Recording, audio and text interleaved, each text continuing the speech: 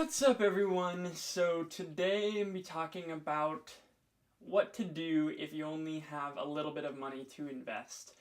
So a lot of people ask me this, and it's a great question if you're just starting out. If I have $100 or even $1,000, where do I start? Is it worth it?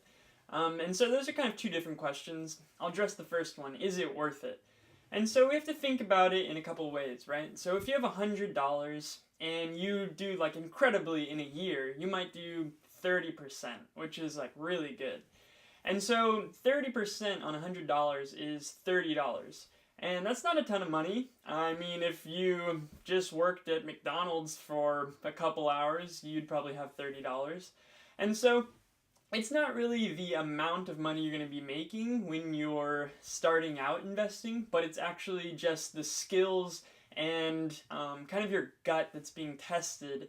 That's the actual value when you're just starting out. So you have to kind of think about these trade-offs, right?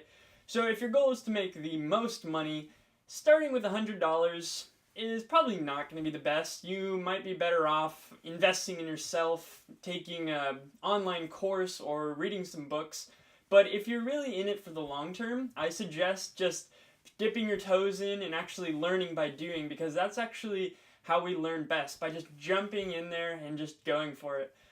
So that's kind of just some thoughts on that. If you have any more questions, just head over to investingcity.org. Feel free to always reach out. Just have a great day. What's up, everyone? Thank you so much for watching this video. Really appreciate it, though. If you want more information, head over to our website at investingcity.org, where you can find podcasts, more videos, a blog, subscriptions, just anything you need.